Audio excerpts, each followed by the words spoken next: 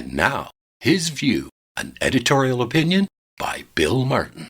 The Independent MLA for Cumberland North has reached out to the people that she's supposed to represent, asking for help in reaching the decision makers at Province House. She's trying to put the onus on us to accomplish something that she cannot do. Her plea to the public is not a call for help. It is an admission of failure. Elizabeth Smith-McCrossin started out with promise and pizzazz, but it wasn't long before she started alienating her colleagues in the Progressive Conservative caucus. Even as a fresh-faced rookie, she was quick to point out they were doing everything the wrong way. And what is the definition of wrong way? Well, they weren't doing it her way. No, it wasn't long before her constantly picking, constantly correcting, and constantly complaining took its toll. Keep in mind, she was part of a small caucus in opposition at the time, so the constant irritation wore thin pretty quickly, and officials in Halifax began to simply avoid her. Undeterred, she went after the party leadership, and that, of course, failed miserably.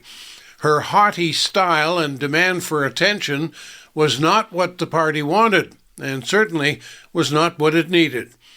Interesting to note that the party went on to form government, and more recently achieved the greatest majority in provincial history. Not bad for a group and a leader who were doing it all the wrong way. Elizabeth is just one of those people who needs and craves attention. She craves the limelight, and when it's not deserved, she causes people to turn to her, often by crying wolf. She sounds a little like Donald Trump shouting, "Look at me, look at me." Elizabeth seized her expulsion from the PC party and turned it into her personal pity party. She refused to take blame and whipped up a sympathy vote, a cause that she continues to this day.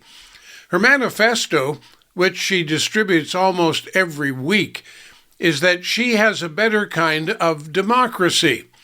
The only problem with her democracy is that it does not mesh well or at all with our political system. She sets herself apart from all the rest and then complains when they don't listen to her, when they don't do what she says. Elizabeth is a political misfit. She seems incapable of delivering the goods. Maybe that's why she gave up nursing. Maybe that's why she closed her businesses that followed the nursing career. And maybe that's why she went into politics, where she has found a cushy job where she doesn't have to accomplish anything except to get elected every 4 years or so. All she has to do is keep the pity party going. And part of that process is to keep blaming the officials in Halifax for all that ails us. It's not her fault. It's their fault for not doing it her way. And that is what drives her latest plea for help. They will not listen to her, so she wants you to write to them. She wants you to phone them. She wants you to do her work for her. And that will take the heat off her for her abject failure to bring anything to Cumberland County. Elizabeth does not really represent us. She only represents herself. And that's why she takes all those selfies. And that's why she writes her own press releases. She really is in exile from the political system. But it is an exile that she brought upon herself. And as long as we follow her, we are in exile too. At least, that's my view. I'm Bill Martin.